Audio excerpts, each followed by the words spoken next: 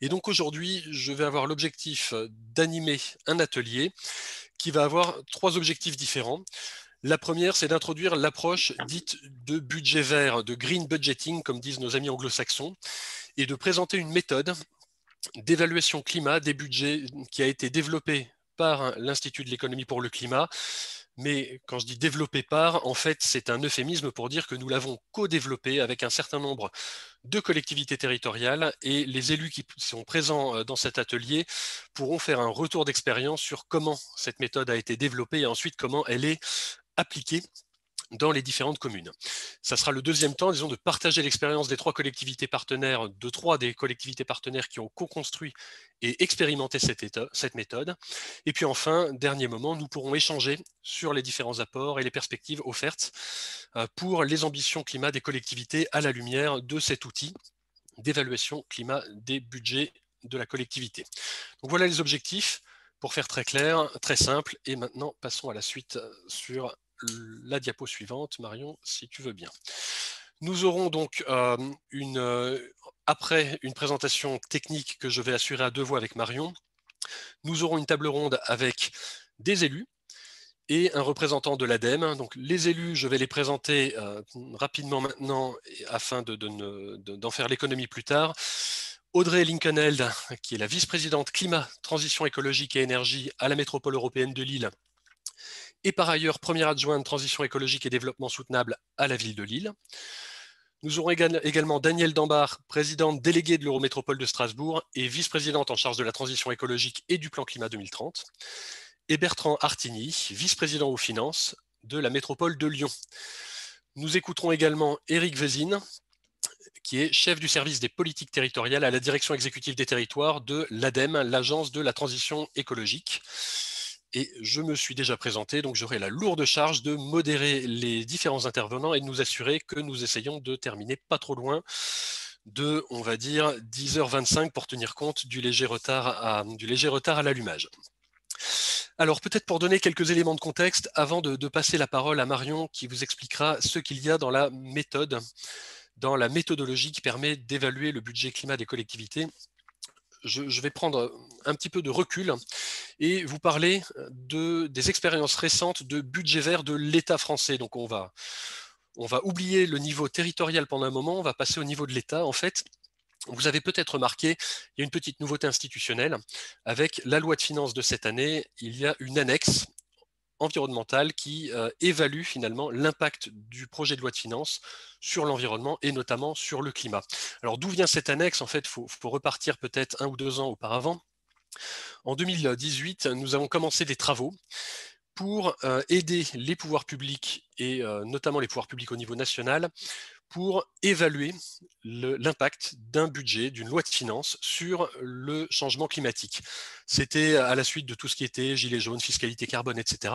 Il nous semblait qu'en fait, le débat sur la fiscalité environnementale et la fiscalité climat ne devait pas s'arrêter à la seule taxe carbone, qu'il y avait en fait dans un document qui s'appelle la loi de finances, qui recense finalement toutes les dépenses budgétaires, fiscales et les recettes de l'État, il y avait de l'impact sur le climat. Et donc nous avons fait une évaluation que nous nous sommes auto-saisis quelque part pour faire cette évaluation.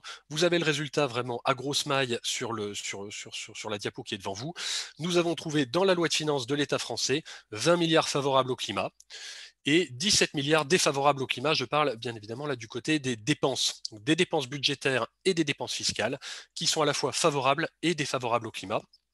Nous avons rendu cette analyse publique en 2019. Et puis finalement, on sent bien avec ça un petit peu le sens de l'histoire. On sent bien qu'il va falloir que les dépenses favorables augmentent. Et on sent bien par ailleurs qu'il va falloir que les dépenses défavorables réduisent et soient ramenées dans un horizon finalement assez rapide, pas très loin de zéro, si nous voulons atteindre collectivement l'objectif de neutralité carbone à horizon 2050. Donc voilà, on a rendu cette analyse publique. On s'est dit, c'est un outil finalement, cette analyse climat du budget permet de pousser la cohérence des politiques publiques. Et donc ça a donné lieu au sein de l'État français à une mission en parallèle de l'Inspection générale des finances et du Conseil général de l'environnement et du développement durable, qui a proposé une méthode afin que l'État français, année après année, fasse une évaluation environnementale du projet de loi de finances et puisse l'annexer donc le mettre en annexe du projet de loi de finances afin de nourrir le débat parlementaire, mais plus largement nourrir la discussion avec la société civile et avec les différentes parties prenantes. Donc ce que vous avez maintenant, dès maintenant, à partir du PLF 2021, vous avez un rapport sur l'impact environnemental du budget de l'État. Je vous incite évidemment à le lire, il est public et il est là pour ça. Diapo suivante peut-être pour te passer la parole, Marion, si tu veux bien. Ensuite, nous nous sommes dit, finalement, si l'État peut le faire, est-ce que ça n'aurait pas également un intérêt pour les collectivités territoriales afin d'informer les élus et les services des collectivités sur l'impact climat du budget sur lequel les élus sont appelés à se prononcer. Et donc, c'est cette idée que nous avons déclinée et cherché à décliner au niveau des différentes collectivités territoriales. Marion, je te passe, c'est à ce moment que je te passe la parole ou tu veux que je continue? Dis-moi. Sauf erreur de ma part, c'est à ce moment-là. Je peux prendre la parole, merci. Donc, je vais vous présenter un peu plus en détail la méthodologie qu'on a construite avec les collectivités. Donc, comme je le disais, on l'a co-construite avec les 5 collectivités, donc la métropole de Lille, la ville de Lille, le Grand Lyon, la ville de Paris et l'Eurométropole et ville de Strasbourg, avec le soutien de France Urbaine et de l'Association des maires de France, de l'ADEME et de la Climate Kick. D'autres soutiens à la démarche, l'Association des petites villes de France, la DCF, Energy Cities, Amorce ou le VVF soutiennent notre démarche. Alors, l'évaluation environnementale du budget, qu'est-ce que c'est? Une évaluation environnementale, c'est bien une évaluation de toutes les dépenses d'une collectivité, que ce soit côté investissement ou côté fonctionnement. Et on va mesurer la compatibilité avec les objectifs environnementaux des dépenses. Un point important peut-être, c'est de ne pas comparer les collectivités entre elles, parce qu'elles ont des compétences différentes, des périmètres de délégation différents, des contextes très différents. Donc, les comparer ne fait pas particulièrement sens. Alors, l'évaluation climat, pour préciser un peu plus, qu'est-ce que ce n'est pas? Ce ne sont pas des budgets carbone, où là, il y a vraiment une mesure précise de la tonne de CO2. Ce n'est pas non plus une évaluation des coûts du plan climat, puisque là, on a une vision beaucoup plus large, une évaluation du budget dans son ensemble. Et ce n'est bien évidemment pas un bilan carbone. Alors, si on rentre un peu plus en détail dans la méthodologie, plus précisément, l'évaluation climat des budgets, c'est un guide méthodologique chapeau qui explique certains principes ou certains processus généraux à mettre en place au sein de la collectivité, et 2 guides annexes, un guide sur le volet atténuation et un guide qui va s'intéresser aux impacts sur l'adaptation. Et on pourrait imaginer d'autres annexes sur d'autres enjeux environnementaux. Par exemple, une annexe sur l'évaluation des dépenses vis-à-vis de leurs impacts sur la biodiversité. Donc, ces 2 annexes, atténuation et adaptation qu'on a construites, elles sont construites sur l'expertise, c'est-à-dire qu'il n'y a pas de quantification CO2 des dépenses. Et elles sont basées sur les objectifs climat de la France et qui sont donnés notamment par la stratégie nationale bas carbone.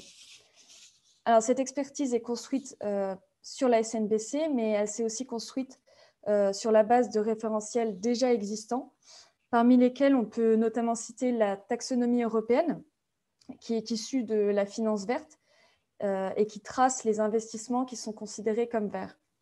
Sur la méthodologie de l'IGF-CGEDD qu'a présenté Benoît précédemment, et sur le référentiel Citergy, que vous connaissez, qui est le label de référence pour récompenser les territoires qui ont une transition ambitieuse. Alors, je vais vous présenter un peu plus en détail la méthodologie atténuation, qui a été pleinement testée par les collectivités partenaires. Alors, la méthodologie atténuation, c'est 5 catégories qui ont été construites pour classer les dépenses, qui vont de très favorables, comme des dépenses pour la rénovation thermique des bâtiments ou le développement de la mobilité active au sein de la collectivité, enfin sur le territoire, à défavorable. Par exemple, des dépenses de carburant ou le développement de voiries pour les voitures. Ces catégories ont été construites sur les objectifs climat de la France qui s'est fixé d'atteindre le net zéro émission en 2050. Et elles permettent de mettre en évidence ce qui va dans le bon sens, ce qui ne va pas dans le bon sens, ce qui est à améliorer et ce qui n'est pas significatif sur le climat, c'est-à-dire ce qui est neutre pour le climat et qui n'a pas vocation à devenir vert. Par exemple, des dépenses d'allocation sociale.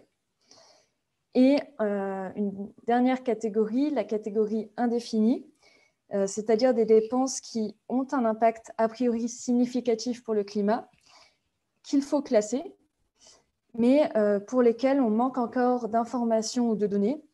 Et l'analyse se fera au fil des années et au fil de ce que pourra faire la collectivité. Alors, si on applique ces 5 catégories sur le budget, voici un exemple de résultat global pour l'impact atténuation qu'on peut avoir.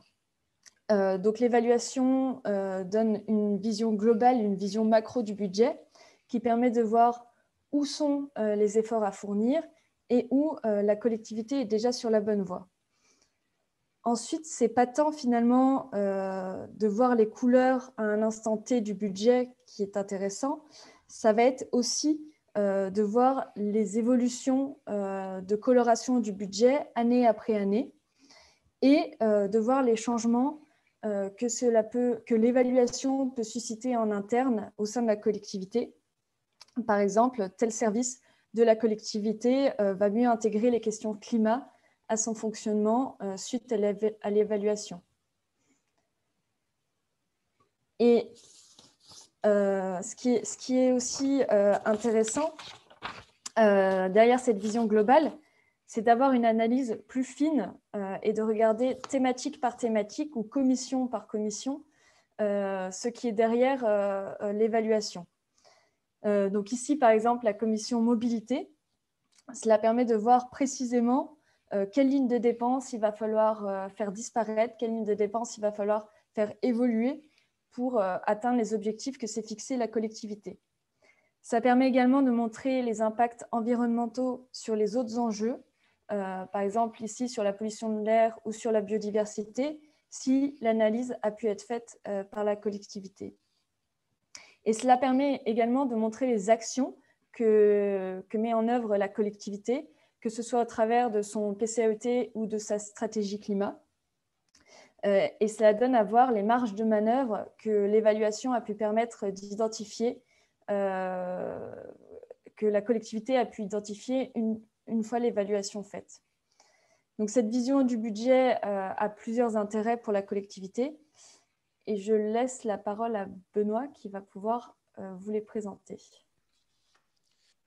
Alors, merci Marion. Et pour rebondir, pour reprendre les chaussures que Marion vient de laisser, donc finalement, quel intérêt pour la collectivité ou pour une collectivité territoriale?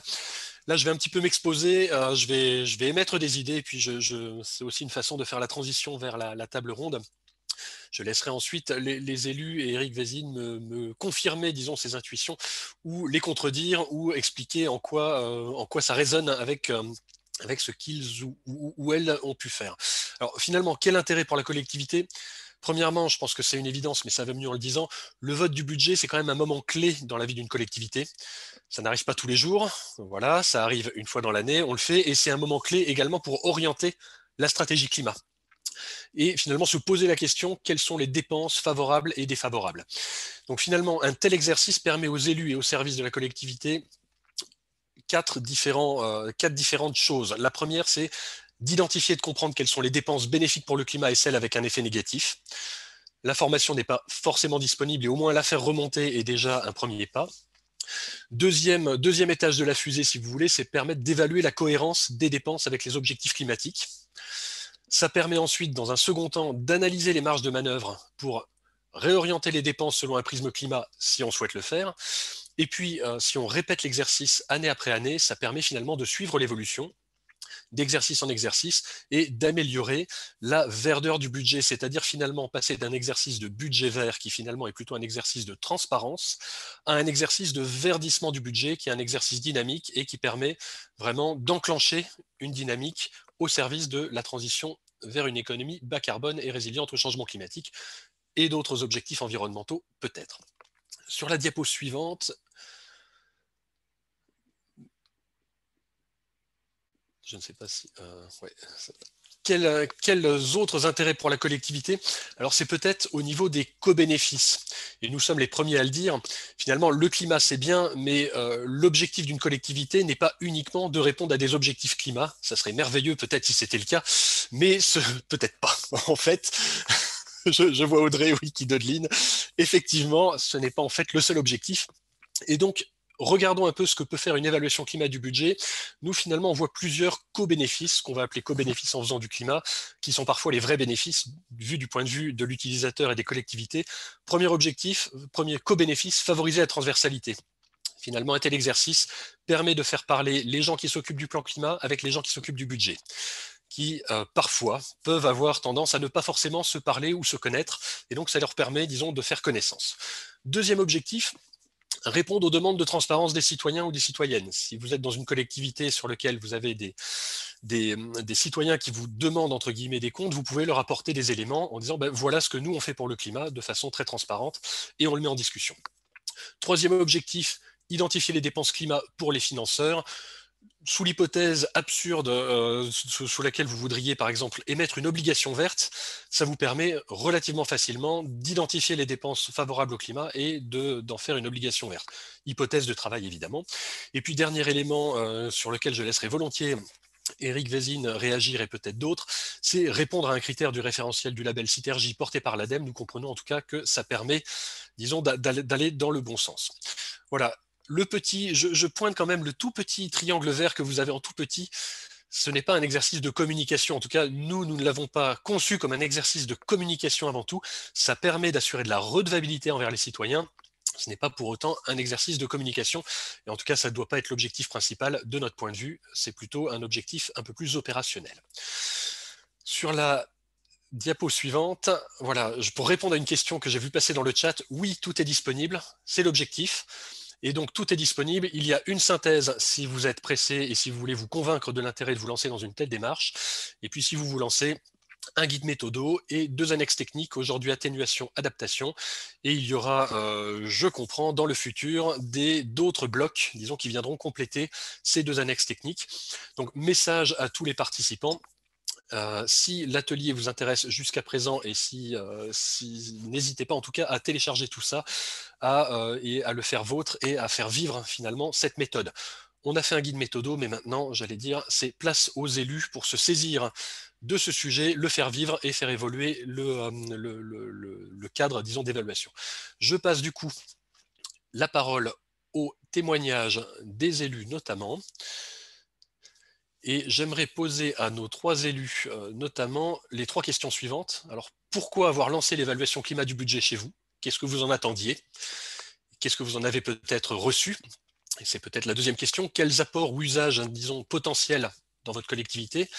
Et puis, si vous avez des suites, si vous envisagez des suites dans votre collectivité, des compléments avec d'autres outils de suivi non budgétaires, à la lumière de ce premier exercice, qu'est-ce que vous avez à nous dire dessus? Donc voilà, j'aimerais passer la parole à nos 3 élus dessus. Nous avons demandé à chacun des élus de se concentrer en priorité sur une question, mais ça ne leur interdit absolument pas de faire des digressions sur les 2 autres questions. Et je passe d'abord la parole à Audrey Linkenheld. Audrey, à vous la parole.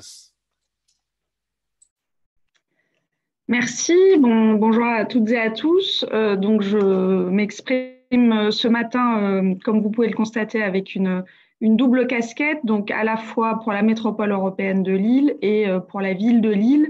Et la distinction n'est pas anodine puisque chacun sait que les compétences d'une métropole ne sont pas exactement les mêmes que celles d'une commune et que dans l'évaluation de ces compétences et de leur impact sur le climat, on voit assez vite finalement quelles peuvent être les différences. Une métropole a des compétences, vous le savez, en matière d'habitat ou de mobilité, par exemple, qui, si la politique est relativement vertueuse, permettent d'avoir des impacts plutôt favorables, voire très favorables sur le climat, là où quand on est une commune et qu'on s'occupe, par exemple, beaucoup d'éducation, évidemment, il est plus difficile d'imaginer quel est l'impact de cette politique de l'éducation sur le climat, ce qui pourtant est une politique, me semble-t-il, prioritaire également, ce qui explique ma petite moue tout à l'heure, car effectivement, ça n'est pas le seul objectif des collectivités que d'agir sur le climat, même si face à l'urgence, ça doit être évidemment un objectif majeur. Alors, pourquoi ces deux collectivités ont fait, il y a quelque temps maintenant, le choix d'expérimenter avec vous le budget climatique? C'est d'abord évidemment parce qu'elles ont pleinement conscience de cette urgence climatique et qu'elles savent qu'elles ont leur rôle à jouer dans l'atteinte des objectifs de neutralité carbone que la France en particulier s'est donné. J'ajouterais que pour ce qui concerne la métropole européenne de Lille, c'est peut-être encore méconnu, à Dunkerque certainement pas, mais ailleurs peut-être, la métropole européenne de Lille est la 4e métropole de France, avec plus d'1 million d'habitants. Donc évidemment, sa taille fait aussi sa responsabilité, j'allais dire, à l'échelle nationale est toute particulière en matière d'impact sur le climat. Donc c'est aussi cette responsabilité-là qui fait qu'elle a voulu s'engager dans le budget climat.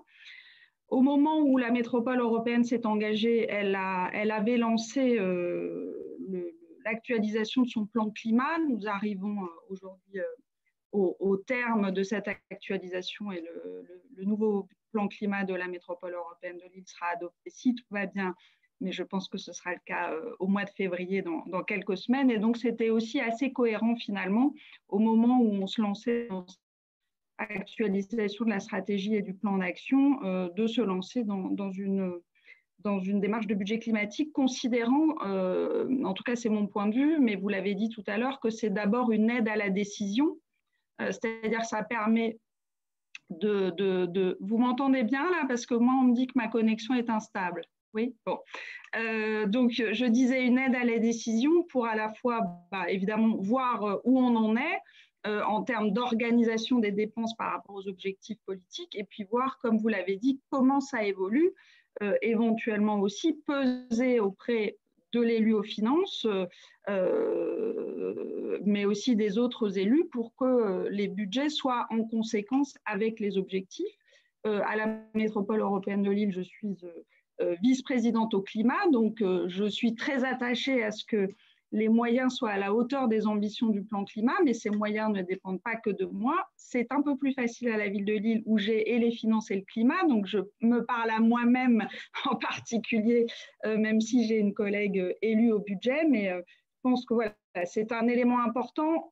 J'ajouterais, dans un contexte budgétaire qui peut être particulièrement contraint, alors je parle même pas des impacts du Covid et des millions que ça peut représenter dans les budgets locaux, mais c'est vrai que la métropole européenne de Lille n'est pas une métropole très riche, la ville de Lille encore moins, avec un revenu médian qui est inférieur à celui de sa métropole, une grande partie de ces quartiers qui sont des quartiers populaires, avec ce que ça implique donc comme conséquence sur les revenus budgétaires qui sont les nôtres. Et donc, quand en plus l'argent est rare, il me paraît d'autant plus important de veiller à sa bonne orientation sur tous les objectifs et toutes les priorités politiques, et évidemment en particulier sur le climat.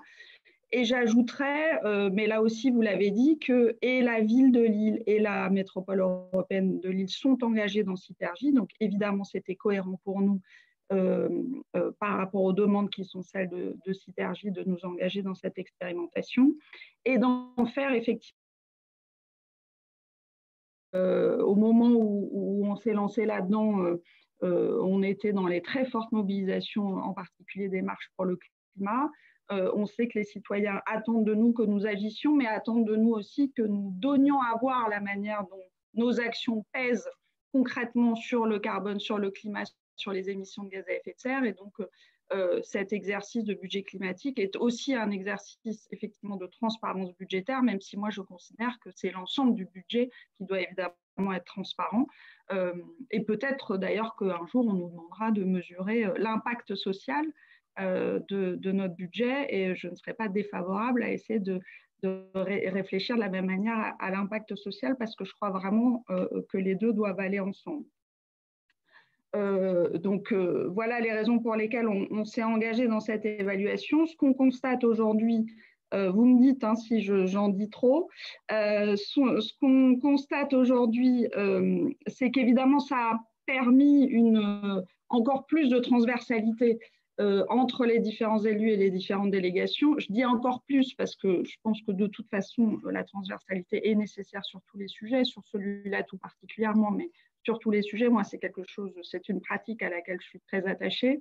En tout cas, là, on a effectivement eu l'occasion de sensibiliser, ce qui ne veut pas dire qu'il ne l'était pas, mais sensibiliser davantage effectivement les élus et les services côté finance à ces enjeux climatiques, de mobiliser aussi les autres élus et les services, tous ensemble, du coup, de se poser un peu, de marquer un temps d'arrêt sur finalement la manière dont on construit ce budget. Vous avez dit que c'était un exercice annuel, qu'il était important, c'est vrai, mais parce qu'il est annuel, des fois, on prend aussi des petites habitudes. Et là, je crois que c'est l'occasion de se poser, de se remettre en cause aussi sur certains choix, et puis peut-être à l'inverse, aussi parfois de se rassurer, de se justifier. Il y a des choses dont on sait qu'elles sont défavorables et sur lesquelles on peut prendre des mesures correctrices. Et puis, il y en a d'autres dont on sait qu'elles sont défavorables, mais qu'à l'instant T, on n'a pas forcément d'alternative. Et je crois que c'est aussi important de se le dire et de se le dire à plusieurs et de se l'expliquer. Donc, en tout cas, moi, j'en retire une expérience positive. L'idée pour nous, c'est évidemment de pérenniser maintenant cette méthode. On n'a pas encore analysé en détail 100% des lignes budgétaires. Il faut être honnête sur ce point-là. À la métropole européenne de Lille, on a fait un test grandeur nature d'abord à l'occasion du compte administratif 2019. On reproduit l'exercice pour le budget primitif 2021. C'est le cas aussi à la ville de Lille. Mais du côté de la métropole européenne de Lille, pour l'instant, ce sont 65% des dépenses d'investissement et de fonctionnement qui ont été passer au prisme de votre méthodologie, ou plutôt de notre méthodologie. Ça veut dire qu'il manque encore des lignes et il en manque des importantes. Je pense par exemple à la question des moyens généraux à la MEL, mais surtout aux dépenses d'aménagement. On sait que les projets d'aménagement sont parfois des projets contestés du point de vue de leur impact sur le carbone, mais ce sont aussi des projets souvent nécessaires parce qu'ils permettent d'offrir plus de mobilité, plus de logements. Et donc, il y a un exercice là approfondi à faire sur les dépenses d'aménagement. Moi, j'envisage peut-être même d'engager une recherche-action à partir d'une opération test.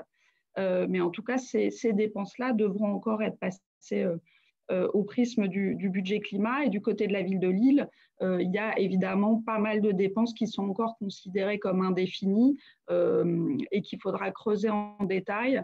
La culture, le sport, l'éducation. Il y a aussi pas mal de dépenses qui sont considérées comme neutres sans que ce soit complètement satisfaisant. J'ai déjà eu l'occasion de le dire. Moi, je ne me satisfais pas du fait que la masse salariale soit considérée comme neutre quand on sait à quel point on a besoin d'être accompagné par les collaborateurs et les agents de nos collectivités.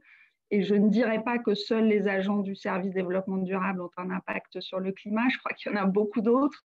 Donc voilà, il y a encore des choses à approfondir. C'est ça l'enjeu pour nous d'année en année d'aller plus loin aussi dans ce que vous avez dit sur les autres impacts, parce qu'évidemment, on ne peut pas ne pas parler de la nature, de la biodiversité. On sait, vous l'avez dit, qu'il y a des co-bénéfices. On sait aussi qu'il y a des co-désavantages, j'ai envie de dire parfois, des choses qui sont favorables au carbone, mais moins favorables à la biodiversité, par exemple. Et puis, j'aimerais bien qu'on puisse voir aussi dans les impacts comment on introduit la lutte contre les inégalités sociales et environnementales, parce que je pense que ça va ensemble et que certaines des politiques climat qu'on mène peuvent être contributrices à la lutte contre les inégalités, qui souvent se combinent, sociales, sanitaires et environnementales, et d'autres qui, au contraire, les aggravent. Donc, comment on travaille aussi cette corrélation. Et enfin, dernier élément, puisqu'on a eu cette chance d'aller à la fois vers cette démarche à l'échelle de la métropole, mais aussi d'une commune.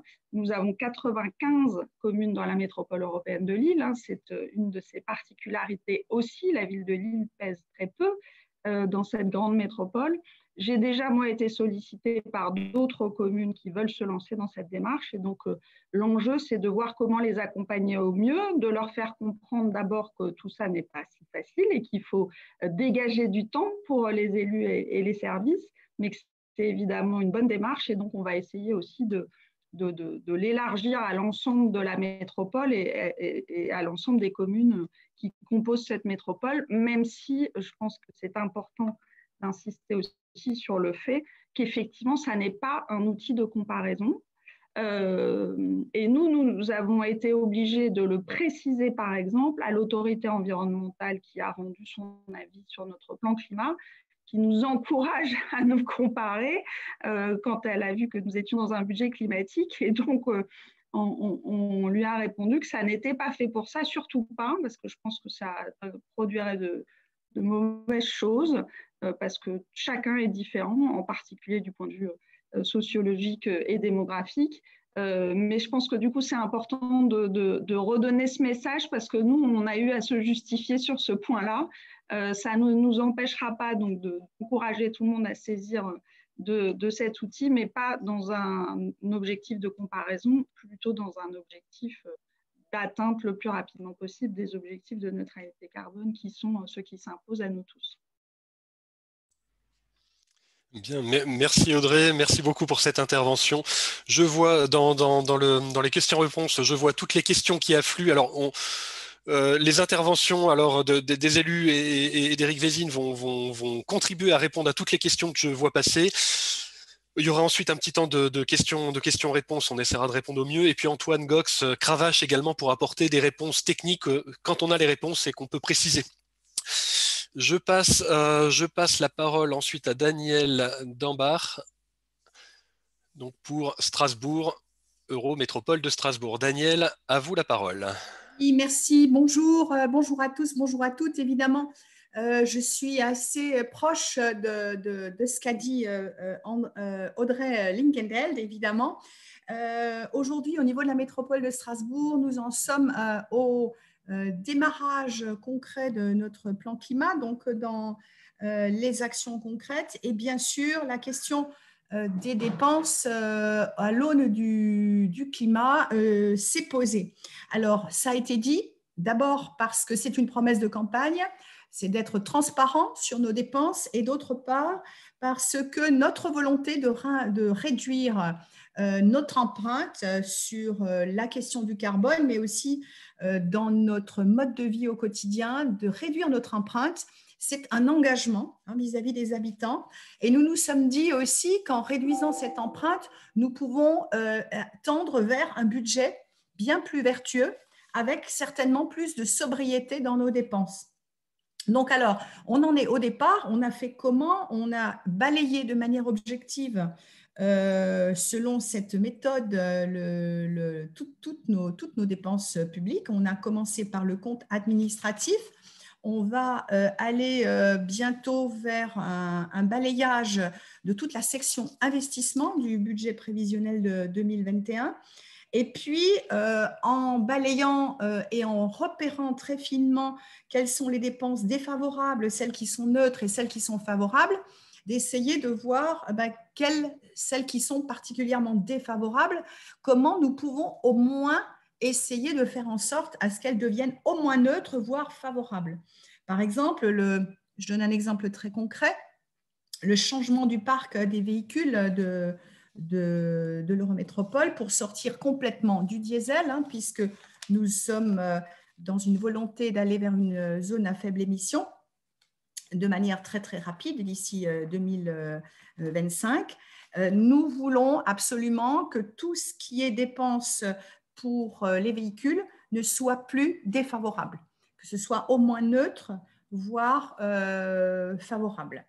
Voilà, cette nécessité d'évaluation, elle est extrêmement importante. Elle est importante pourquoi? Parce qu'aujourd'hui, nous sommes avec un diagnostic de départ et nous voulons pouvoir évaluer d'année en année comment, à partir de ce diagnostic, nous irons de plus en plus vers du neutre, voire du favorable. Alors, notre feuille de route politique s'appuie sur 3 piliers. La volonté d'agir sur les questions écologiques et climatiques, bien sûr, mais aussi, l'Eurométropole de Strasbourg est un territoire très inégalitaire. Nous avons une grosse fracture entre les plus riches et les plus pauvres. C'est un des territoires les plus inégalitaires de France. Nous voulons absolument également agir sur les questions sociales. Et puis, notre 3e pilier, ce sont les questions démocratiques. Nous avons besoin d'être plus transparents et nous avons commencé une série de conférences citoyennes sur différents sujets, la 5G, la géothermie profonde, etc. Et j'imaginerais bien une conférence citoyenne très prochainement sur c'est quoi l'évaluation climatique de notre budget. Voilà, en gros, c'est une méthode fine qui nécessite une approche à la fois globale, mais aussi de balayer la totalité de notre budget. Alors, évidemment, évaluer le budget, c'est une chose, mais par ailleurs, pour réduire notre impact climatique, nous pensons qu'il faut également agir sur le volet réglementaire. Bon, je suis aussi en charge de tout ce qui est planification urbaine et aller vers moins d'artificialisation des sols, aller vers des énergies plus vertueuses. Nous avons un objectif d'aller à l'horizon de 2050 vers 100% d'énergie renouvelable dans notre métropole. Voilà, nous pensons que par ailleurs, toutes les autres décisions doivent accompagner le balayage du budget et ces décisions vers plus de sobriété énergétique, vers plus de biodiversité, vers une évolution aussi de nos pratiques, de nos modes de vie au quotidien, donc plus de transports en commun. Sur l'Eurométropole de Strasbourg, nous avons comme objectif, enfin dans notre mandat, de créer 3 lignes de tram, ce qui n'est pas rien. Et toutes ces décisions réglementaires qui accompagnent les décisions budgétaires vont avoir un impact sur notre sobriété, à la fois de nos deniers publics, mais aussi sobriété par rapport à un respect plus grand de notre empreinte sur l'environnement. Voilà un peu ce que je voulais dire. Évidemment, la méthode Y4C est intéressante. Nous avons aussi, par ailleurs, complété en regardant un peu les objectifs de développement durable avec les grands chapeaux de ces ODD. Nous avons regardé aussi le budget sous ce prisme-là. Voilà un peu ce que je souhaitais vous dire. Merci en tout cas pour l'organisation de cet atelier. Merci. Merci beaucoup Daniel pour ce témoignage et je passe la parole sans plus attendre à Bertrand Artini. Bertrand, à vous si vous le voulez bien. Merci beaucoup. J'avais laissé à Marion Fêté un petit support, si vous permettez, si c'est possible de le positionner. Je vous remercie beaucoup, Marion. Donc, merci effectivement pour l'organisation de cette conférence. Alors, vous m'avez posé 3 questions. Je vais essayer d'y répondre dans les 10 minutes qui me sont imparties. La première sur pourquoi avons-nous souhaité évaluer un budget de notre collectivité. Alors, cette question-là est une question essentielle, mais je pense que je vais essayer quand même d'y répondre succinctement parce qu'on pourrait y passer pas mal de temps. Pour refaire un petit historique, si vous pouvez passer à la page suivante, s'il vous plaît, Marion. Merci. Ce qui est important, c'est qu'en tant qu'écologiste, je dirais de longue date, je me suis toujours, en tout cas ici à Lyon, le groupe des écologistes s'est toujours posé la question de savoir finalement, ces politiques publiques, est-ce qu'elles sont utiles à la transition écologique et si oui, comment peut-on s'en assurer? Dans le mandat précédent, j'étais entre guillemets un simple conseiller métropolitain, même si on appartenait à la majorité, moi je n'avais pas de responsabilité dans l'exécutif. Mais nous avions consulté à l'époque le vice-président en finance en lui disant ce que nous souhaiterions, c'est d'avoir un budget qui traduise en tout cas une trajectoire vers la transition écologique. Ça n'a pas été couronné de succès parce que je me suis aperçu qu'au-delà de certaines déclarations, après la mise en œuvre est parfois un peu plus délicate, mais nous avions aussi souhaité qu'un certain nombre de financements de la métropole soient vertueux ou responsables et c'est pour ça que nous avions réussi à faire voter un vœu concernant le désinvestissement fossile en 2018. et qui s'est traduit d'ailleurs par, qui était traduit, enfin, je ne sais pas exactement la succession des différents événements, mais en tout cas, qui était tout à fait dans la tendance ou dans l'envie de travailler avec vous pour la question du climat. Donc, je dirais que la jonction s'est faite assez facilement à ce moment-là. Pourquoi un budget qui traduit une trajectoire de transition écologique? Je ne peux pas revenir sur les situations que nous connaissons dans le passé ou que nous vivons en tout cas aujourd'hui, mais il est fondamental pour nous que les politiques publiques traduisent cette volonté à la fois de protection du climat, mais aussi la protection des ressources, la question de la biodiversité qui a été évoquée.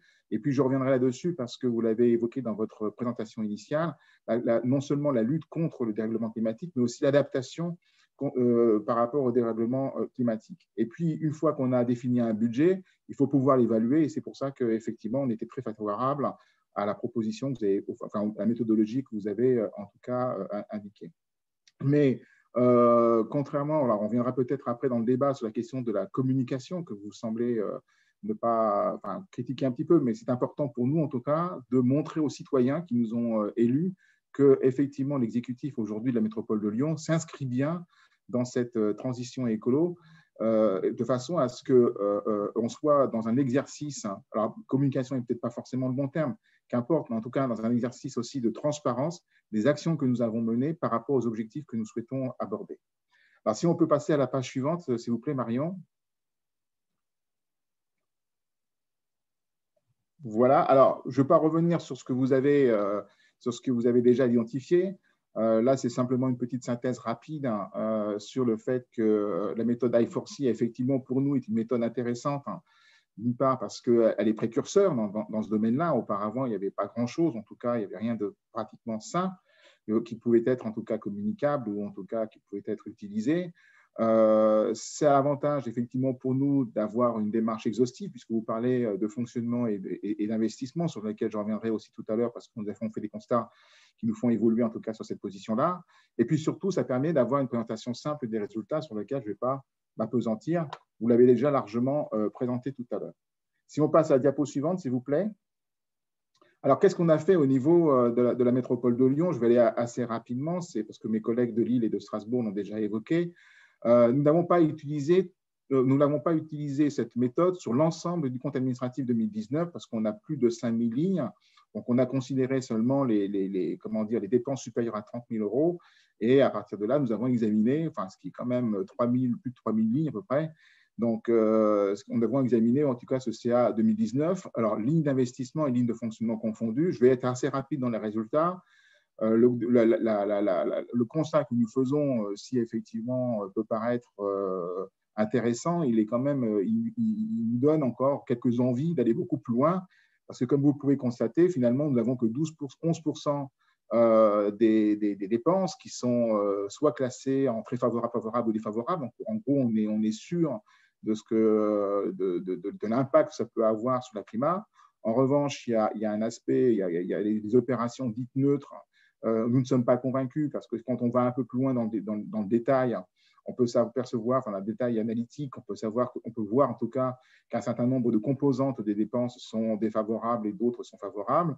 Et puis, nous avons quand même un volume assez important, près de 43% de dépenses qui aujourd'hui sont indéfinies. Donc, en fait, même si la démarche est entre guillemets simple parce qu'elle est assez fastidieuse et en plus, le problème, c'est qu'elle n'est pas automatisable, elle est quand même, elle est précurseur, elle nous donne un résultat qui est communicable facilement, mais qui nous laisse un peu sur notre faim, donc nous avons souhaité d'aller beaucoup plus loin.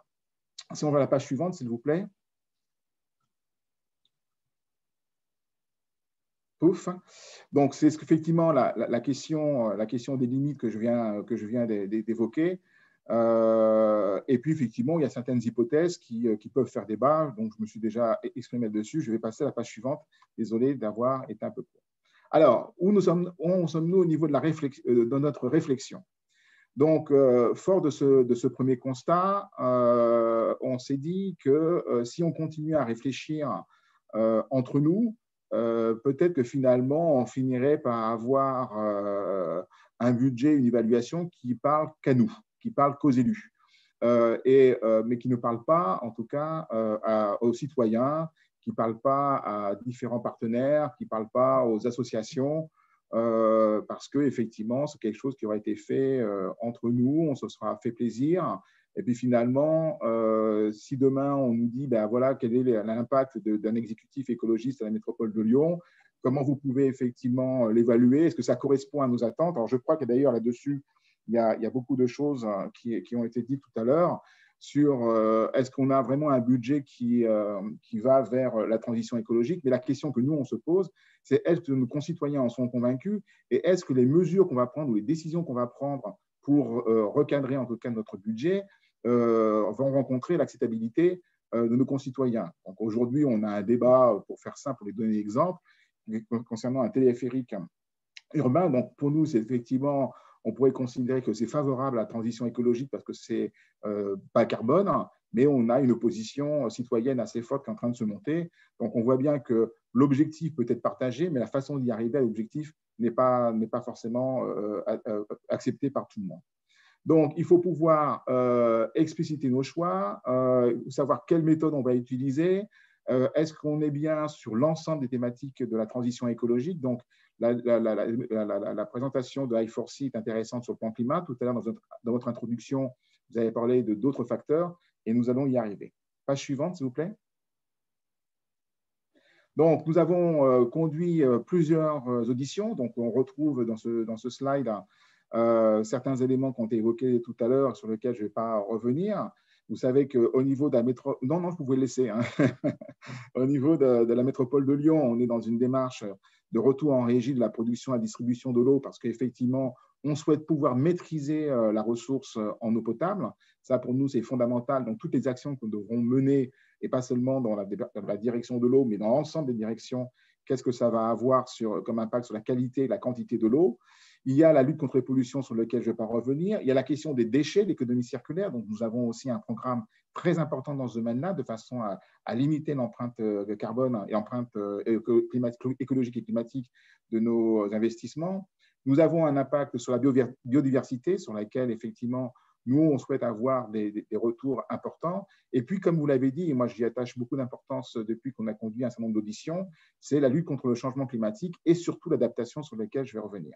Mais dans les auditions que nous avons conduites auprès d'un certain nombre d'experts en économie, il y a deux grandeurs qui sont intervenues assez régulièrement. Alors pour l'instant, qui ne sont que des idées, puisqu'on ne sait pas encore comment on va les traduire budgétairement. C'est la notion de bien vivre et la notion de santé sociale. Et nous, ça a semblé que c'était quelque chose sur lequel on pouvait communiquer auprès des citoyens. Page suivante, s'il vous plaît. Alors, dans les débats, dans les discussions que nous avons eues, la question est de savoir effectivement si les mesures, les politiques publiques sont acceptables. Et pour cela, il faut aussi se poser la question de ce qu'attendent les citoyens d'une équipe écologiste à la métropole de Lyon. Donc, aujourd'hui, ce sont les questions qu'on se pose. Je n'ai pas encore de réponse à vous apporter, mais la question effectivement qu'on souhaite organiser, tout à l'heure, notre collègue de Strasbourg parlait de convention citoyenne, et c'est un petit peu le même esprit, je pense, c'est de dire, en fait, se retourner vers les habitants de la métropole, qui sont très diversifiés. Hein. Nous avons des classes populaires, nous avons des classes aisées, nous avons plusieurs, effectivement, couches de population. C'est qu'est-ce qui est important pour nos concitoyens. Donc ça, c'est à partir de là de se bâtir un référentiel. Page suivante, s'il vous plaît. Voilà, donc en fait, parmi les différents éléments sur lesquels nous sommes en train de réfléchir, au-delà de ce qu'attendent finalement les citoyens sur la notion de bien vivre, sur la notion de santé sociale, c'est de dire, est-ce que l'on peut avoir aujourd'hui, par exemple, intégrer un indice agrégé. Donc, nous avons eu une audition avec Madame Génicatrice qui nous a parlé d'indicateurs de santé sociale. Donc, on a envie de travailler dessus. Alors, quand je dis on, excusez-moi, j'ai oublié de le préciser, on travaille conjointement entre la métropole de Lyon, la ville de Lyon et la ville de Villeurbanne. Après, on verra si d'autres villes de la métropole veulent s'intégrer dans cette démarche, mais pour l'instant, on est sur 3 grandes collectivités. Donc, est-ce que l'on peut définir un indice agrégé? Parce qu'on peut partir sur 6 critères, mais est-ce qu'on peut avoir un critère de santé sociale? Est-ce qu'on peut avoir un indicateur ou un indice de bien vivre? C'est une question qu'on va se poser et on va conduire un séminaire justement de façon à réfléchir là-dessus. Il y a la question de l'investissement du fonctionnement dans la méthodologie que vous proposez à I4C. Nous, ce qu'on souhaite aujourd'hui, c'est véritablement distinguer investissement et fonctionnement parce qu'à l'examen des différentes lignes du CA 2019, on s'aperçoit que quand on parle d'investissement, je dirais, excusez-moi l'expression, en race gratis, c'est-à-dire que tout va pour le mieux dans le meilleur des mondes, on parle à fleur au fusil, on est convaincu que l'investissement sera bénéfique ou favorable ou défavorable. Malheureusement, quand on commence à regarder le fonctionnement, on s'aperçoit qu'il y a beaucoup de lignes budgétaires, on ne sait pas si c'est favorable ou défavorable, on ne sait pas si on pense que c'est neutre, et puis on a peut-être aussi certaines désillusions. Donc il faut voir aussi dans notre fonctionnement ce qui est favorable à la transition écologique. Alors tout à l'heure, je ne sais plus si c'est Lille ou Strasbourg qui le disait, mais on ne peut pas distinguer la question écologique, la question environnementale, la question sociale. Donc parallèlement à tout ça, on travaille aussi, on a une réflexion sur les questions de budget sensibles au genre, parce qu'on souhaite aussi on a fait plusieurs constats et on s'aperçoit que certaines politiques publiques menées aujourd'hui par la métropole de Lyon, notamment sur les clauses sociales d'insertion par l'emploi, sont plutôt favorables aux hommes qu'aux femmes. Donc il y a aussi une question de fonctionnement. Est-ce qu'on a un budget qui peut à la fois aussi répondre à des questions sociales? Et enfin, il y a deux éléments importants. C'est aussi l'intentionnalité qu'on souhaite intégrer dans notre réflexion, c'est-à-dire est-ce que la démarche ou l'investissement qu'on va faire, on constate, je dirais a posteriori, que l'on est bien sur une trajectoire de transition écolo, en tout cas ça y contribue, ou est-ce que véritablement l'investissement qu'on va faire est véritablement orienté vers une trajectoire de transition écolo en fonction des différents critères que j'évoquais tout à l'heure. Donc la question de l'intentionnalité, ça aussi, c'est quelque chose sur laquelle on souhaite réfléchir. Et puis, il y a une idée qui a été émise lors des entretiens, donc on ne l'a pas écartée. Je ne sais pas encore comment je vais la traiter, ou comment nous allons la traiter plutôt, excusez-moi. Pour l'instant, c'est la question des valeurs tutélaires. Est-ce qu'on va retenir des valeurs de référence ou pas? Lesquelles? Selon quels critères? Donc, pour l'instant, je suis bien en peine de pouvoir répondre à ce type de questions. Mais en tout cas, on souhaite absolument ne pas écarter cette question dans les réflexions que nous allons mener d'ici quelques jours. Voilà ce que je peux vous dire assez rapidement. Et désolé si j'ai été un petit peu long. C'est parfait. Merci beaucoup Bertrand et merci à tous les trois finalement pour votre retour d'expérience très riche. Finalement, moi ce que je retiens de ces interventions, c'est toutes les questions, toutes les interrogations, tous les questionnements finalement qui sont posés suite à ce premier exercice. Et je vois ça comme quelque chose d'extrêmement positif. Finalement, on se rend compte que ça ouvre, disons, plein de portes qu'on ne fermera pas forcément toutes dans les prochaines semaines. Disons que ça pose tout un tas de questionnements. Je vais maintenant passer la parole à Eric Vézine. Eric, j'espère que tu es en ligne, c'est bon. Oui, Eric, c'est bon. Super. Donc, Eric, tu es le chef du service des politiques territoriales à la direction exécutive des territoires à l'Agence de la transition écologique, l'ADEME. Et j'aimerais te poser quelques questions vraiment très rapides là-dessus. Finalement, quel intérêt pour l'ADEME? Tu es mentionné dans les partenaires du projet. Quel intérêt pour l'ADEME? Et puis, peut-être pour te lancer aussi, est-ce qu'il va se passer des choses du côté du référentiel Citergy? Voilà, si tu peux nous dire quelques mots dessus, ça sera bienvenu. Merci. Ouais, parfait, merci Benoît. Merci de m'avoir invité et de me donner la parole dans cet atelier très, très intéressant. C'est vrai qu'on est sur un sujet vraiment très important. Merci aux 3 collectivités qui ont témoigné parce que voilà, du coup, c'est important d'avoir la vision de terrain. 3 collectivités engagées dans le programme Citergy. Voilà, je le mentionne aussi parce que c'est important. On voit que les collectivités qui sont engagées dans Citergy sont aussi des collectivités qui sont aussi volontaires pour tester aussi de nouveaux outils. La vision qu'on en a, c'est qu'au niveau de l'ADEME, c'est vrai que c'était sûrement un outil qui manquait. Nous, au niveau de l'ADEME, on est beaucoup focalisé sur les outils, mais plutôt entre guillemets techniques, qui permettent d'accompagner les collectivités dans voilà, comment faire un état des lieux, comment établir une stratégie, un plan d'action, et donc avec des outils plutôt en termes d'impact environnementaux.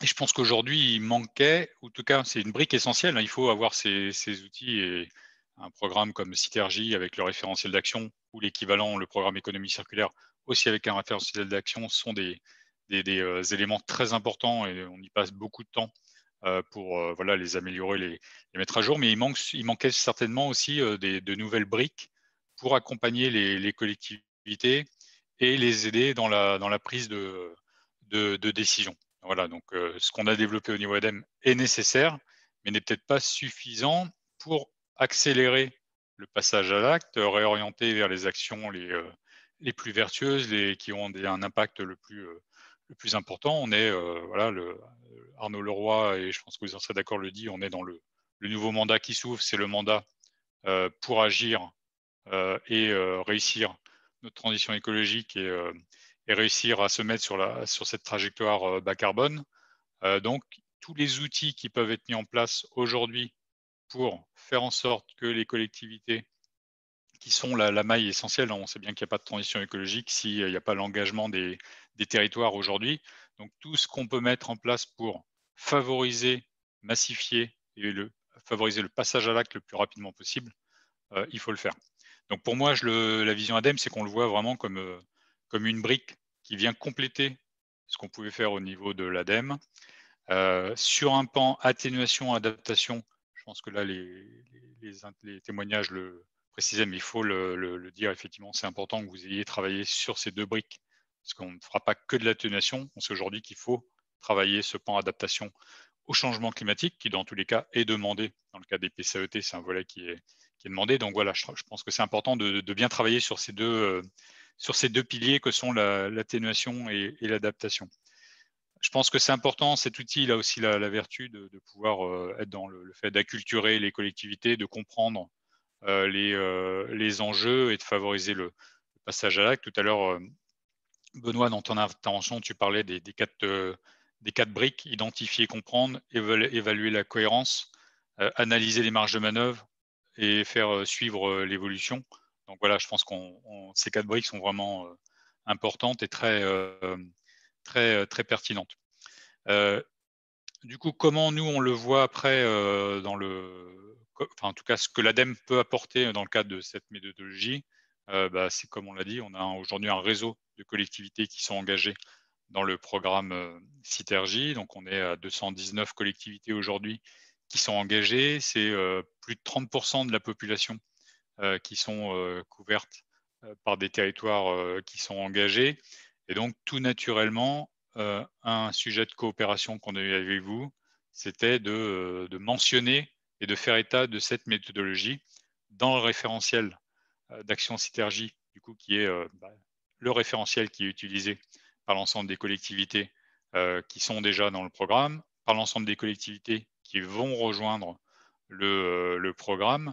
On a un objectif, nous, au niveau de l'ADEME, d'ici 2-3 ans, d'essayer d'atteindre au moins plus de 600 collectivités EPCI engagées dans le programme. Donc on voit que derrière, le levier de sensibilisation, d'information et de passage à l'acte pour utiliser la méthodologie, en tout cas, alors il n'y a pas que ce réseau de collectivités, mais en tout cas, c'est un des réseaux de collectivités qu'il fallait pouvoir sensibiliser et accompagner. C'est pour ça que dans la nouvelle version du référentiel qui sort en début d'année, dans la mesure qui concerne financer et budgéter la politique climat-air-énergie des collectivités, on fait mention de la méthodologie que vous avez développée avec les collectivités pour inciter derrière l'ensemble des collectivités qui sont engagées ou qui vont s'engager à travailler avec cette méthodologie qui, encore une fois, pour moi, est une brique supplémentaire pour faire l'état des lieux et favoriser le passage à l'acte vers les actions les plus vertueuses et qui ont l'impact le plus important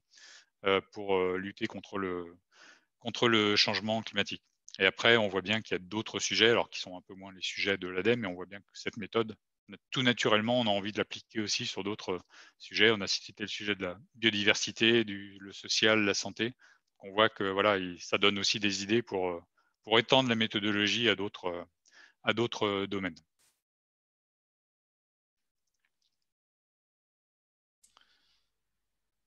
C'est bon, mais c'est bon, Eric? Oui, c'est bon pour moi. Pardon, super, merci. Écoute, tu as été bref, c'est parfait. On va maintenant, donc on a beaucoup de questions qui passent dans le chat. Alors je vais peut-être dans un premier temps, il y a pas mal de questions techniques, notamment sur la catégorisation des dépenses. Je vais peut-être dans un premier temps laisser Marion rebondir dessus pour expliquer rapidement comment est construite la méthodo. Et puis ensuite, je passerai la main aux 4 panélistes pour répondre à quelques questions. Marion, je te passe la parole dans un premier temps. Oui, alors on a eu pas mal de questions sur les critères qui ont été retenus de classification pour la méthodologie atténuation. Alors, je vais peut-être prendre un exemple pour illustrer. Il y a eu pas mal de questions sur les véhicules. En fait, pour classer des dépenses sur l'achat de véhicules, par exemple, on s'est tout simplement basé sur ce que disait la taxonomie construite par l'Union européenne. Donc, la taxonomie de l'Union européenne dit à partir, si un véhicule émet moins de 50 grammes de CO2 par kilomètre, alors cet investissement sera considéré comme vert. Et donc, nous, en fait, on a repris ce même seuil d'émission pour classer les dépenses. Donc, c'est-à-dire que tout achat, toute dépense pour l'achat de véhicules émettant moins de 50 grammes de CO2 par kilomètre sera classé comme vert.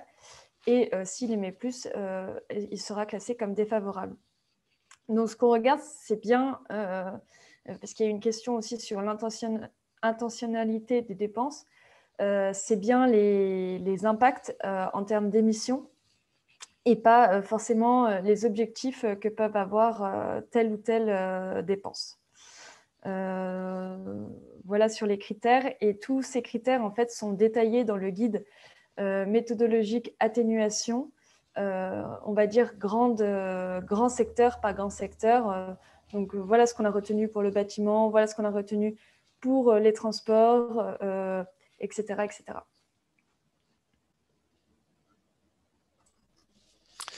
Parfait. Ben, je vais me tourner ensuite vers les panélistes. Alors, il y a des questions notamment sur peut-être des questions sur le temps passé pour réaliser l'analyse, des questions sur l'organisation interne également. Vous en avez parlé, mais si vous voulez revenir dessus, comment vous êtes-vous organisé finalement pour faire cet exercice ? C'est les premières, disons, les premières questions que je vois. Il y a beaucoup de questions aussi sur l'outil est-il pertinent pour toute taille de collectivité, ou disons des questions qui ressemblent un petit peu à ça. Vous avez apporté quelques éléments dedans, et puis je me permets par ailleurs peut-être de préciser avant de passer la parole aux élus. Vous aurez remarqué dans une des toutes premières diapos que nous avons présentées que il y a beaucoup de partenaires dans cette démarche, et notamment, donc, je peux citer l'ADEME, France Urbaine, l'AMF, et donc finalement ces partenaires vont également, disons, pouvoir promouvoir la méthodologie au-delà de l'effettage d'huile, entre guillemets, qui a déjà été mentionné par les élus. À partir du moment où une collectivité fait une évaluation climat du budget, on a dans ce cas des collectivités qui sont, disons, pas trop loin, entre guillemets, qui s'intéressent également à la démarche. Donc voilà, je salue notamment ce que j'ai vu que Philippe Angotti était connecté, je salue notamment France Urbaine. Voilà, aujourd'hui, on a plutôt des collectivités pilotes qui ont été autour de quelques centaines de milliers, voire quelques millions d'habitants. Évidemment, on peut envisager une descente d'échelle avec les partenaires que j'ai mentionnés. Et puis, Philippe le mentionnait dans un de ses messages, il y a notamment un groupe de travail sur la biodiversité également, ce qui permet de reboucler avec qu'est-ce qu'il y a au-delà du climat. Je vous rassure, il y a plein de choses. Nous, on est l'Institut de l'économie pour le climat, donc on s'intéresse au climat. Mais il y a plein de choses derrière. Je vais peut-être passer la parole aux élus à ce stade. Est-ce que vous voulez réagir ? Je consulte du regard. Même si je veux bien commencer si vous voulez. Allez-y Bertrand. Alors, la question sur le temps passé et sur le nombre de personnes que ça a occasionné. Donc, je le disais tout à l'heure, nous n'avons pas examiné l'ensemble du budget, enfin l'ensemble du compte administratif 2019. Nous nous sommes limités aux dépenses supérieures à 30 000 €, ce qui représentait un peu moins de 60% de l'ensemble des dépenses. À peu près, ça a occasionné, alors, sur une semaine complète, 4 personnes, notamment formation à la méthodologie et aux différents référentiels qui ont été évoqués tout à l'heure par Madame Fété. Voilà ce que je peux répondre assez rapidement. Il faut quand même savoir que, comme je le disais tout à l'heure, nous avons environ 46%, je suis en train de regarder mes notes, excusez-moi, 43% pour être plus précis, de dépenses qui ne sont pas aujourd'hui définies, soit en neutre, en défavorable ou en favorable. Donc, ça nécessite encore des investissements complémentaires. Donc, c'est une démarche qui est assez intéressante, c'est ce que je disais tout à l'heure. Donc, c'est vraiment précurseur et c'est comment dire, Ça évoque en tout cas pas mal de questions, mais il y a encore effectivement un problème d'automatisation de cette démarche-là, ce qui fait que c'est ligne par ligne qu'on va poser les questions aux différents services pour savoir comment on a finalement dépensé, enfin engagé cette dépense, hein, quels sont les différents éléments qui ont conclu à cette dépense, de façon à ce qu'on puisse arriver sur un aspect neutre ou un aspect favorable ou non. Donc, c'est quand même une démarche un petit peu compliquée, ce qui va nécessiter par la suite un processus à mettre en place et qui puisse être partagé par l'ensemble des directions de la métropole de Lyon. Donc, l'exercice en lui-même a duré une vingtaine de jours hommes, pour faire simple, mais l'objectif, c'est d'arriver à avoir une méthodologie qui soit, entre guillemets, automatisable, qui concerne l'ensemble des directions, de façon à pouvoir être reconduite année après année, ce qui est quand même un travail assez considérable. Peut-être que je peux compléter pour Lille, en confirmant hein, ce que j'ai dit moi-même et ce que Bertrand vient de redire, que ça demande effectivement un investissement. Je pense que pour les collectivités qui nous écoutent, il faut qu'elles partent de leur budget tel qu'il est aujourd'hui. Lyon a choisi son seuil de 30 000 € par rapport à ce que sont ces éléments budgétaires aujourd'hui. J'ai vu qu'il y avait des questions sur les petites communes rurales. Donc, évidemment, 30 000 € dans une petite commune rurale, ça peut être beaucoup. Donc, c'est à chacun déjà de se poser cette question-là. Du seuil qu'elle choisit, qui peut être évidemment différent en investissement et en fonctionnement, qui va être différent selon qu'on parle d'une métropole ou d'une agglomération, d'une intercommunalité ou d'une commune. Nous avons fait évidemment aussi des choix de seuil pour essayer de limiter le nombre de lignes budgétaires à examiner, mais ça fait quand même quelques milliers, en tout cas pour ce qui est de la métropole. Ça veut dire, à mon avis, qu'il faut aller regarder, peut-être que c'est des éléments de progrès aussi en termes d'impact, ce qu'on recherche. Est-ce qu'on est sur des impacts financiers, c'est-à-dire est-ce qu'on va regarder les budgets qui pèsent le plus lourd et qui donc par définition, prive d'autres choses si on met l'argent d'abord sur ce budget-là. Est-ce qu'on cherche les impacts, évidemment, en termes de carbone, là où ils sont le plus forts? Donc, je pense que c'est des choix peut-être à faire en amont pour aussi positionner les hommes et les femmes qui travaillent à cela sur les sujets majeurs dans un contexte, je pense, de masse salariale contrainte. Pour ce qui est de la métropole européenne de Lille, on a fait le choix au moment de l'élaboration du recrutement d'une personne à temps plein, en plus évidemment tous les autres qui sont déjà là et qui s'occupent du budget au quotidien. Cette personne-là est venue maintenant rejoindre la ville de Lille pour faire le même exercice. On ne peut pas se permettre, dans les temps qui sont les nôtres aujourd'hui, d'embaucher à tour de bras pour faire ces exercices-là. Donc je pense qu'il faut déjà se poser un certain nombre de questions en amont. Je ne sais pas si l'automatisation dont parle Bertrand est complètement toute la solution, parce que je crois qu'on a tous conscience qu'il y a des choix techniques et puis il y a des choix politiques aussi. On ne met pas complètement tous la même chose dans l'analyse de telle ou telle décision, parce que le budget est par définition un exercice politique et que nous avons des convictions en ce qui me concerne sociales fortes et écologiques fortes, et que parfois les choses ne se croisent pas toujours aussi idéalement qu'on l'aimerait. Donc, je reste prudente là-dessus. Je pense qu'il faut envisager du temps important pour les techniciens et du temps de dialogue aussi entre élus sur les analyses qu'on fait, éventuellement ouverte aux citoyens, même si moi je ne suis pas aussi convaincue que ça de l'intérêt à ce stade-là d'impliquer les citoyens.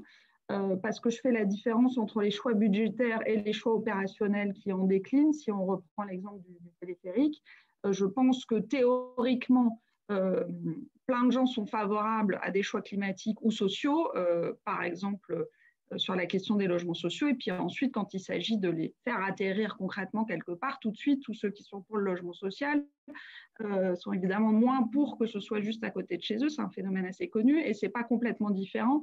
Sur les éléments climatiques, tout le monde est pour le tram, mais quand il passe en bas de chez soi, ça devient une autre affaire.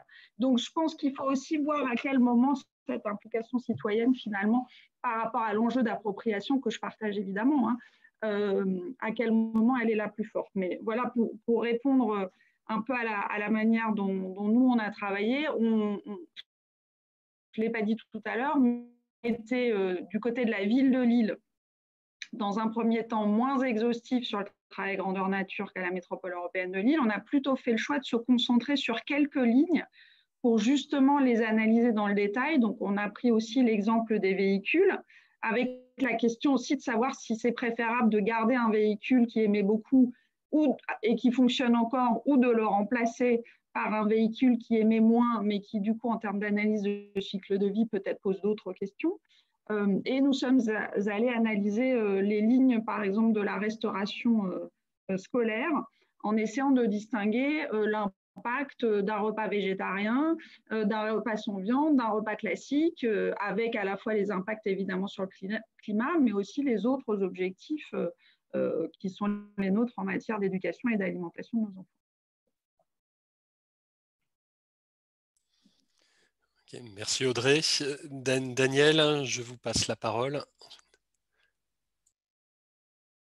Beaucoup de choses ont été dites sur l'Eurométropole de Strasbourg, évidemment, que nous avons commencé, comme je l'ai dit, par le compte administratif, voilà, plutôt que d'être exhaustif sur l'ensemble du budget.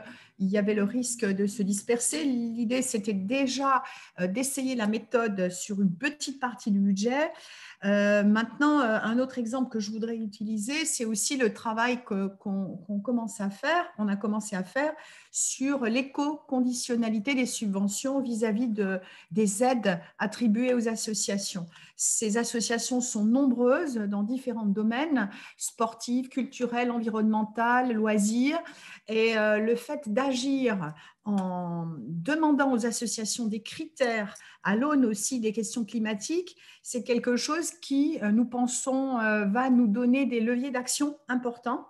Et nous espérons pouvoir constater qu'à travers ces critères d'éco-conditionnalité, nous puissions aller vers du défavorable et du neutre vers de plus en plus de favorable. Voilà, alors évidemment qu'associer les habitants à ce stade, ce n'est pas simple. Ça se fera, j'espère, d'ici moins d'un an, quand on aura déjà progressé, pour expliquer un peu aux habitants la méthode et leur dire aussi, voilà, de manière très pragmatique, comment ligne par ligne, en donnant des exemples, nous avons fait et les choix que nous avons faits.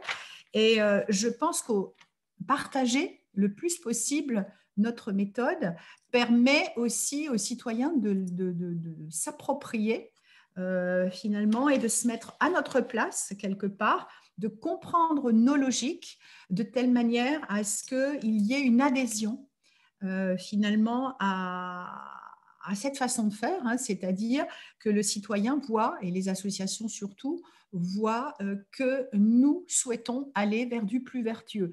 Parce que, encore une fois, il faut chaque année pouvoir dire voilà comment nous avons progressé. Voilà ce que je voulais dire à ce stade. Merci.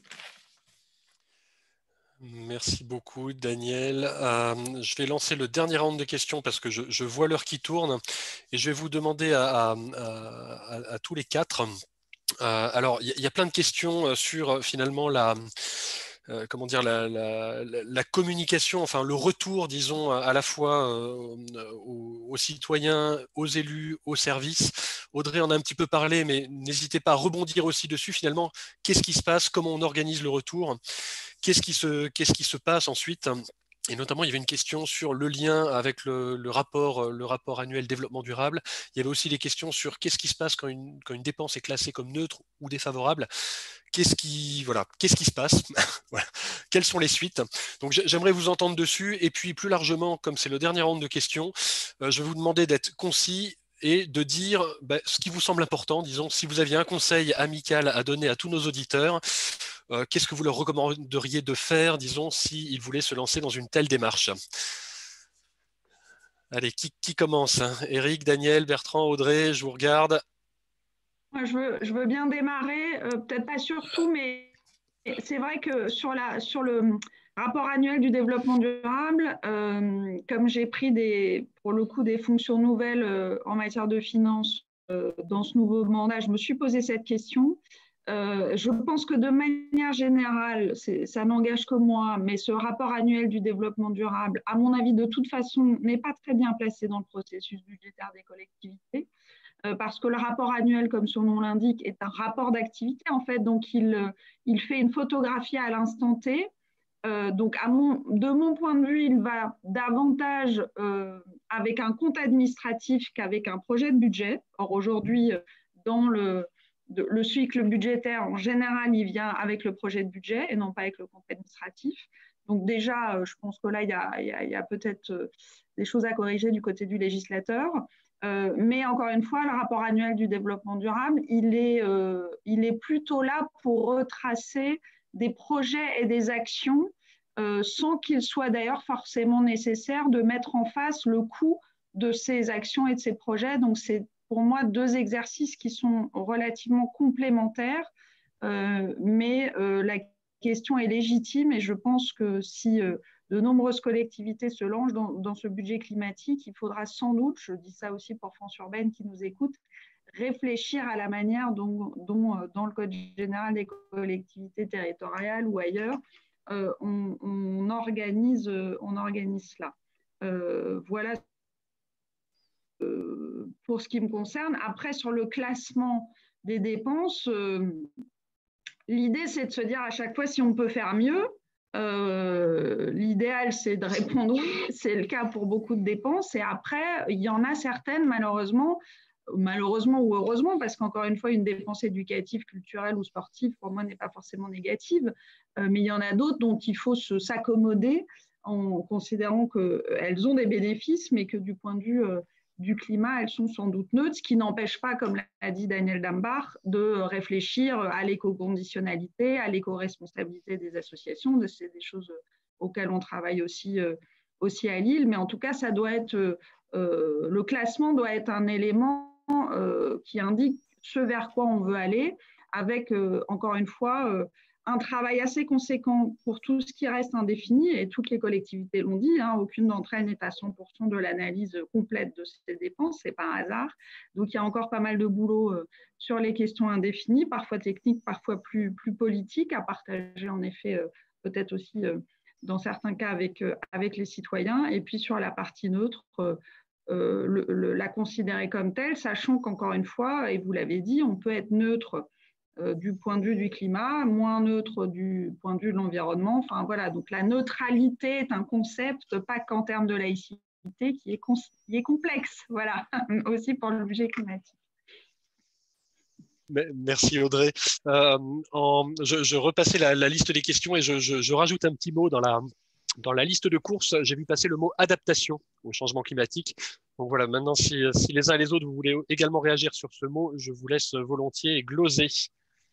Je veux bien reprendre la main. Rapidement, je vais rejoindre, je crois que c'est Audrey ou Daniel, excusez-moi, je ne me souviens plus, qui parlait de la question liée au rapport du développement durable. Je rejoins globalement ce qui a été dit. Ce rapport de développement durable indique quand même partiellement ce qu'on fait dans le cadre du développement durable.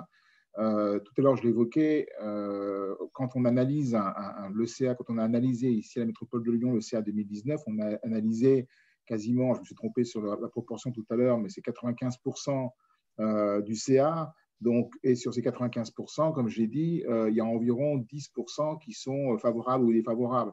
Donc, je ne sais pas s'il y a un lien entre l'évaluation et le rapport de développement durable, mais je pense que dans le rapport de développement durable, on va parler des 10% et on ne parlera pas des 90% qui sont neutres ou qui ne sont pas favorables.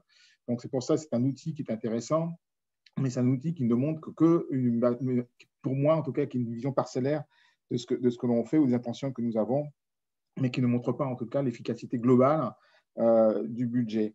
Sur la question des conseils, moi je pense que le conseil qu'on peut faire, c'est de repartir de la méthodologie de I4C. Parce que ce qui est important dans la méthodologie de I4C, si je peux me permettre, ce n'est pas tant le résultat que la façon dont on organise la réflexion. Dans la démarche qui a été utilisée, il y a la question de la transversalité. Alors c'est vrai que nous, à la métropole de Lyon, la transversalité pour l'instant, elle a été assez mineure puisque ça n'a concerné que le service écologie et la direction des finances. Mais c'est aussi quelque chose qui a été évoqué tout à l'heure, une prise en compte quand même, ou une réflexion sur d'autres services, même si aujourd'hui, ça n'est pas formalisé. Mais en tout cas, on a commencé à introduire quelques réflexions dans la commande publique, sur les impacts socio-environnementaux, sur la question des circuits courts, sur la question des cantines bio, sur la question des revêtements des pistes cyclables, etc. Donc aujourd'hui, on a commencé à réfléchir là-dessus, mais je crois que c'est la démarche qui est intéressante et qui va diffuser comme ça dans les différents services. Donc, commencez par la méthodologie I4C pour en voir ensuite comment vous pouvez l'adapter à vos collectivités en fonction de la taille, en fonction de la composition sociologique, en fonction des aspects géographiques, météo, etc., etc. Mais en tout cas, c'est au moins la démarche initiale qui est la bonne.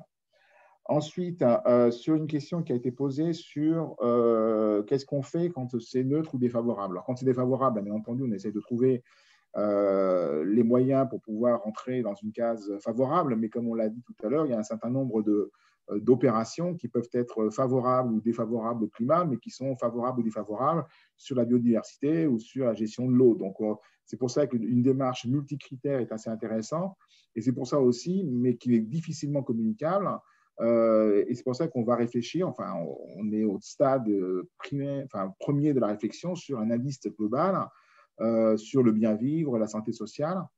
Mais en tout cas, aujourd'hui, quand on a quelque chose qui est défavorable, on regarde aussi si ce n'est pas finalement quel impact ça a sur d'autres critères. La vraie question aujourd'hui qui se pose, c'est la question de l'indéfini. Donc ça demande un travail avec les services de façon à arriver à quelque chose qui soit à minima neutre, en tout cas, concernant le climat.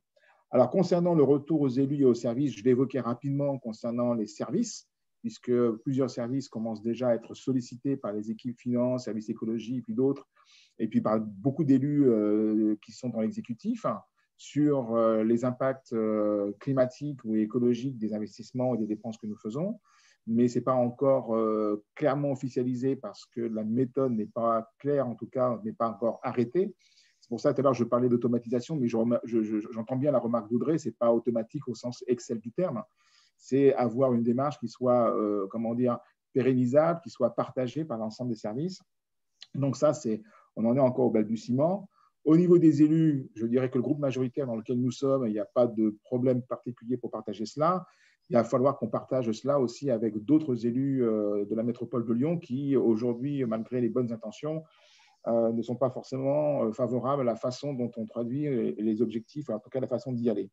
Et quant aux citoyens, c'est justement l'objectif qu'on s'est assigné, c'est que le budget, ce ne soit pas qu'un exercice comptable, soit aussi un exercice de transparence, de façon à ce que nos concitoyens puissent apprécier ou non d'ailleurs les démarches que nous en prenons, les investissements ou les dépenses que nous engageons vis-à-vis de la transition écolo. Je recevais encore hier une association de contribuables avec qui j'ai partagé un certain nombre d'éléments concernant le budget primitif 2021.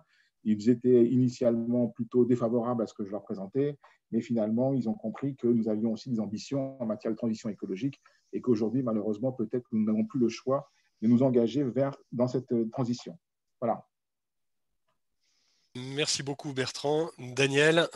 Oui, alors en complément de ce qui a été dit, voilà, je ne répéterai pas tout ce qui a été dit par mes deux collègues.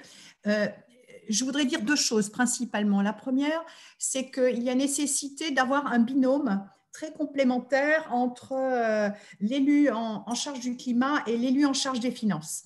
Un travail qui a déjà pris au niveau de l'Eurométropole de Strasbourg plusieurs semaines, plusieurs centaines d'heures de travail pour évaluer et balayer ligne par ligne le budget. Donc, j'allais dire, c'est le travail d'un vrai binôme finance-climat.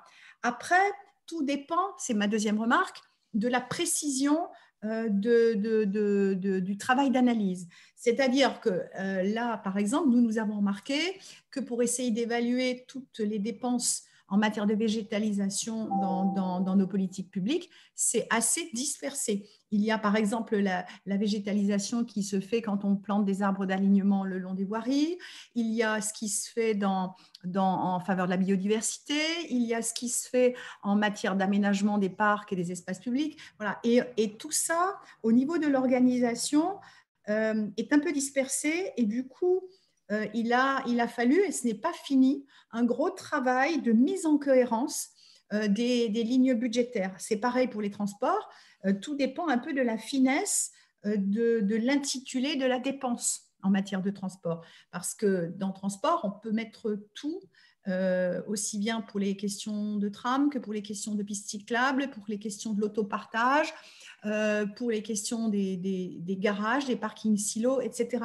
Donc, il s'agit d'aller, je pense que la réussite de la méthode dépendra beaucoup du temps et de la finesse qu'on mettra dans l'analyse des différents critères de dépenses. Et mieux on arrivera à se transposer à la place de l'ordonnateur de la dépense, mieux on arrivera à comprendre quel est l'impact réel finalement sur notre budget et sur notre environnement et à se poser la question, est-ce que cette dépense est vraiment nécessaire? Et pour deux raisons. Est-ce qu'elle est nécessaire parce qu'elle fait partie de nos priorités politiques et de notre engagement pour la collectivité? Et est-ce qu'elle est nécessaire pour permettre un fonctionnement de nos collectivités de manière régalienne? Voilà, je pense que c'est important d'aller dans une analyse très fine avec un couple élu, climat et budget qui a un sacré boulot devant lui. Peut-être Merci, juste Daniel. Oui, pour illustrer concrètement, je partage complètement ce que vient de dire Daniel. Nous, à la métropole européenne de Lille, on a préparé en amont entre élus climat et élus finances, et puis évidemment les services qui vont avec, la tournée budgétaire. Donc le vice-président finance budget de la métropole européenne de Lille, quand il va voir ses collègues vice-présidents pour leur présenter leur budget puis échanger avec eux, il a systématiquement des éléments sur le budget climatique et sur ce qui concerne le budget climatique, ou en tout cas les éléments liés au climat, dans ce budget-là, avec la difficulté, ou en tout cas la nécessité d'adapter les choses aussi au périmètre technique, comme l'a dit Daniel, mais aussi au périmètre politique. Nous, le périmètre politique, mais comme ailleurs, a évolué entre le précédent mandat et le mandat actuel, pas nécessairement pour des questions d'alternance, mais parce que les délégations sont configurées différemment et que donc le dialogue avec les vice-présidents doit aussi tenir compte des nouveaux périmètres des délégations. Et ce n'est pas toujours évident de traduire dans les lignes budgétaires la manière dont sont configurées ces délégations. Mais je confirme que il n'y a que dans ce binôme-là que ça peut fonctionner et qu'il faut l'intégrer dans la tournée budgétaire que les élus aux finances ont l'habitude de faire pour bien calibrer les choses avec leurs collègues. Merci beaucoup. Eric, je te passe la parole. Je te mets sur le grill. Il y a une question sur que prévoit l'ADEME, notamment, enfin, si je traduis en termes d'accompagnement, etc. Tu peux prétexter un problème de connexion et dire que tu n'as pas entendu cette question et rebondir sur ce que tu veux.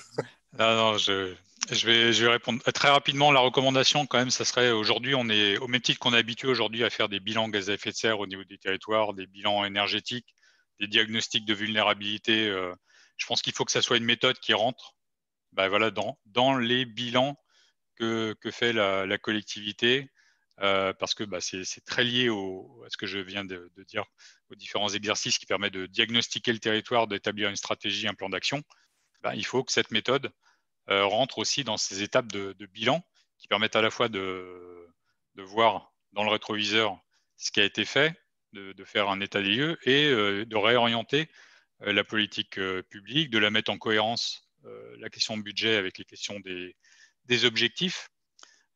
Et aussi, ce qui a été souligné, qui est très important, c'est la transversalité que ça apporte au sein des collectivités. On le voit comme des exercices comme autour de Sytergie ou du label économie circulaire, ça permet de favoriser la transversalité. Donc cet exercice permettra aussi de favoriser la transversalité et voir que la transition écologique et énergétique concerne l'ensemble des services de la collectivité. Donc voilà, je pense que la préconisation est de le faire, du coup, d'appliquer cette méthode assez tôt et au moment avant de voter les budgets, de façon à vraiment avoir un réel levier.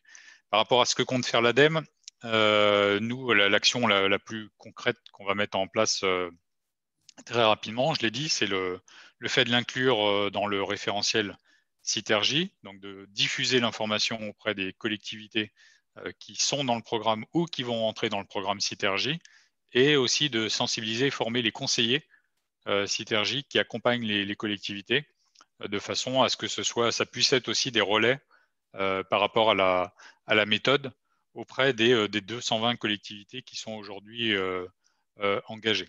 Après, on peut diffuser, faire de l'information sur la méthode voilà, auprès de nos directions régionales. On intervient auprès des élus. Cette année, on aura une grosse intervention de nos directions régionales vers les nouvelles équipes d'élus. Donc, on peut aussi les sensibiliser. Donc, voilà, on pourra l'inclure aussi à la fois dans la communication qu'on fait au niveau national sur nos outils, nos sites Internet, et puis aussi via l'intervention de nos directions régionales auprès de toutes les nouvelles équipes d'élus cette année. Et on organise un colloque à destination des élus le 16 septembre. Ça sera aussi l'occasion, on communiquera bien sûr sur cet événement, mais ce sera aussi, si on peut le faire en présentiel, ce sera aussi l'occasion de pouvoir parler à la fois d'évaluation de budget et de la question, après une fois qu'on a évalué les budgets, quel type de financement aussi on va chercher derrière pour financer les actions. Ok, merci Eric. Eh bien, écoutez, je pense que là, on va essayer de respecter le temps qu'on a déjà dépassé, parce qu'on a commencé avec un petit peu de retard. Donc, je vais reprendre la main pour boucler, si vous le voulez bien. Quelques éléments en guise de conclusion. Premier élément, je voudrais remercier très chaleureusement tous les intervenants d'aujourd'hui. Donc, Daniel, Audrey, Bertrand, Eric, pour vos interventions. Et puis, remercier également les intervenants de l'ombre, donc Marion qui est intervenu à mes côtés, et Antoine Gox, que vous n'avez pas vu aujourd'hui. Remercier tous les partenaires autour de cette initiative, notamment France Urbaine et l'AMF. Je ne remercie pas l'ADEME qui a été représenté par Eric au panel, donc je ne vais pas le remercier 2 fois, mais vous aurez compris dans ce qu'il a dit également qu'on envisage ensuite des suites. Le premier objectif, et ça sera ma conclusion, le premier objectif maintenant, ça va être de diffuser cette méthode. Donc ça a bien été mentionné par Eric, diffusé à travers un site RJ, à travers les partenaires France Urbaine, AMF, et puis diffusé en tâche d'huile entre guillemets et en montrant par l'exemple qu'il est possible de faire des choses. Ça, c'est le premier enjeu. Ensuite, pour ceux qui seraient restés sur leur faim sur toutes les questions techniques, nous organiserons au premier trimestre, c'est-à-dire dans les prochaines semaines, un webinaire technique qui, dans notre esprit, est plutôt à destination des chefs de projet, des chargés de mission. Mais voilà, après, si vous êtes intéressés, dans tous les cas, n'hésitez pas à nous le faire savoir, on diffusera l'information largement. On va poursuivre le travail sur la méthodologie, notamment avec France Urbaine. Et puis, ça a été mentionné de façon subreptice. Nous avons également pour ambition déraisonnable de décliner cette méthode à d'autres échelons territoriaux, et notamment aux régions, mais qui ont des problématiques spécifiques et des domaines de compétences qui ne sont pas tout à fait ceux des communes et des EPCI. Et puis, dernier élément, ça a été bien rappelé, les autres enjeux environnementaux, voire sociaux, pourront être traités par des experts de ces enjeux. Nous ferons en sorte, disons, d'appuyer au moins au début, en tout cas d'accompagner au début, et nous espérons notamment que le volet biodiversité pourra être fait en 2021. J'espère que ce ne sera pas qu'un vœu pieux et qu'on pourra le faire. Donc voilà, on vous donne rendez-vous pour tout un tas pour les suites finalement, et puis je conclurai presque en disant que ce qui compte là-dedans maintenant, c'est aussi la mise en œuvre, c'est-à-dire que tout ça, c'est du papier, c'est sympa, mais ce qui va compter au bout d'un moment, c'est que ça soit mis en œuvre et que ça ait de l'impact sur le terrain. Et donc là, il y a du travail, vous l'aurez compris, mais du travail plutôt motivant si je comprends les interventions des uns et des autres.